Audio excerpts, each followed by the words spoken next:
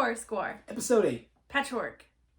And this movie, you may notice, not in front of us. It's because as of May 11th, it has been streaming on Shudder. So it's available for anyone to watch. Who has Shudder? Yes. Yeah. Which you should have. Everybody should have Shudder. Yeah, if you don't have if you're Shudder, a horror fan, you don't have Shudder. What are you doing? Cancel your Disney Plus. Yeah, if it's about money, and you got to decide, cancel Disney Plus. Cancel all of your prescriptions. You don't need medication anymore. You just need Shudder. Shudder is a fantastic channel. There's a lot of good movies that we're going to be reviewing. And this is one of them. This was a fantastic movie. This was a good movie. It won me over. I didn't love it at first. Our characters, they do a thing where these three women wake up in the same body. They've been stitched together. I hate it when women do that. When they do that thing where they wake up in the same body. Well, in the movie, they have these like mind meetings when they're thinking. And it's kind of like the movie Inside Out, or that old TV show Herman's Head, where they're all just kind of hanging out together, socializing inside the body. But it grew on me. It really because they didn't like spend that nickel too often. They only did it a few times. It was neat. Aside from the movie being called Patchwork, there's a character who's patchworked together, and it's edited in such a way where it matches those styles where the movie's jumping all over the place in a good way. It's parts, so I think there's 6 parts to the movie, maybe more. And yeah, it's like form meeting function. Except the credits are at the end where they belong, and in those credits we noticed there was a special thanks to Stuart Gordon. R.I.P. Stuart Gordon. We lost him this year. This came out in 2015, 2017? This is a 2015 movie, yeah. Okay, so predates his death, which makes it really sad. But it's very clear in the opening scene that it's going to be a nod to a Stuart Gordon film, because there's just straight off the bat, there's a head in a tray, like a bloody tray with like a head.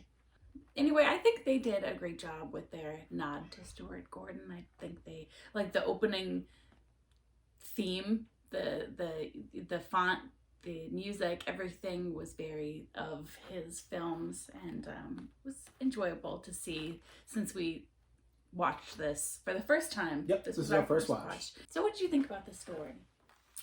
I liked it. At first I didn't. I was a little bit thrown off. The main character seems a little bit unlikable. So when it starts off about her, she's hanging out, being a little unlikable. I was a little bit turned off. She was heinous. Yeah. She was terrible. But they wanted you to not like her. Of course. So that she could redeem herself later. Or die in a really great way. Either way. But yeah, the movie, I think, gets better as it goes, and they just keep throwing ridiculous scenes and gore. And humor. Yeah, the humor, and it's well paced. It's not forced. It's a lot of fun. Great dialogue. So I gave it 13 out of 20 points. I also gave it 13 because I like that. I think part of what you're speaking to about it being paced really well is having it broken up into those parts really helped me piece the story together one by one, so I didn't have to sit there in a scene and wonder like why I'm watching this, like what's happening, how is this driving the plot forward. So yeah, 13. Agreed on that one. All right. This next category was a little tricky. Yeah. Villain, because at first who's the villain? Yeah, it's like a mystery. So you don't they wake up, right, and they don't know why they're all stitched together. And yeah, so it's like this zombie thing. This zombie flesh golem is going on a quest to figure out who did this to them and to try to get turned back to normal. But it's like, yeah, who's the bad guy? Even though she's on a rampage, killing everyone in her path. Is she the villain? She's not. So when you finally find out who the real villain is, I gave the villain a 12 out of 20. I gave it a 13 because I thought it was unexpected. It was. And great, but it wasn't so unexpected that they just like made it up basically at the end. Like there were hints and clues throughout to have it make sense in the end. So yeah. Which it does. And there's also like a mini villain. Like if it was a video game, there's like a mini boss in addition to the villain. So there's several villains. all of which I thought were fun.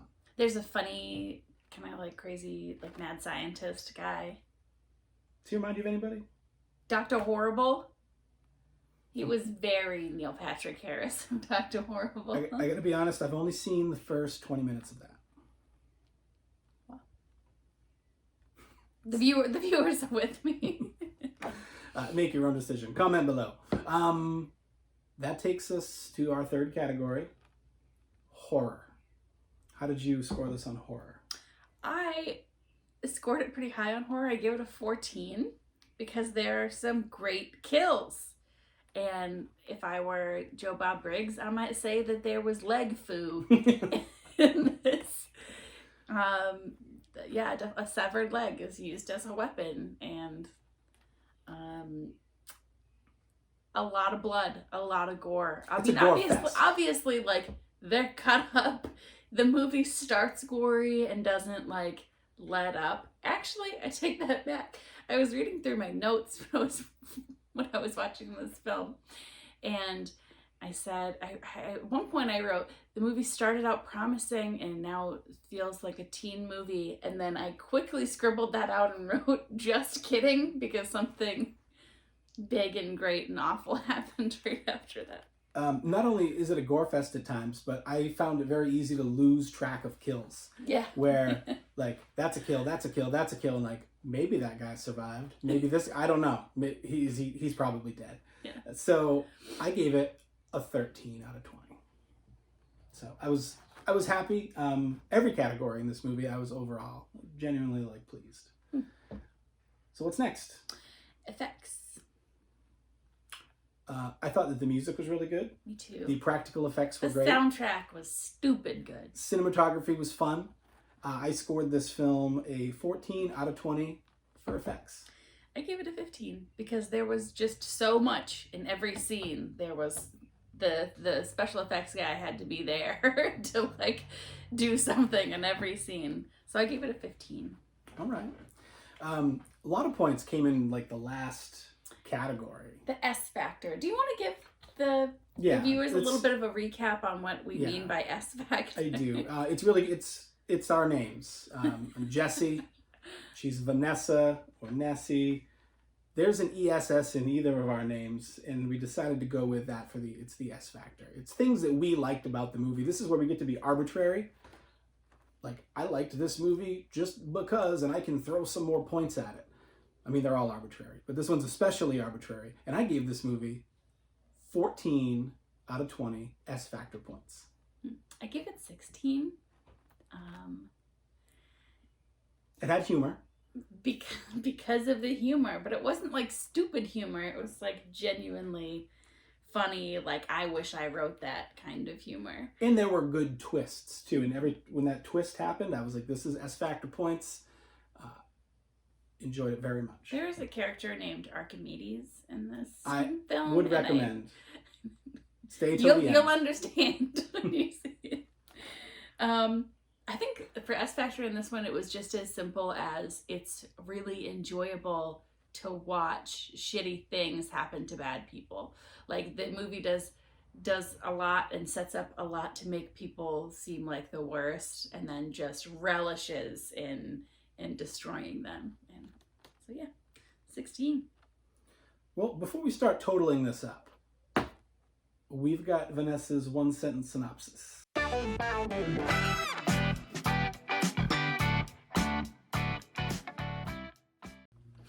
Hello, welcome to another Vanessa's one-sentence synopsis. Today is Patchwork, and just in one sentence, I'd say, true love will find you. You just have to alter 2/3 of your appearance and set your sights lower. So it's time to get into the grand total.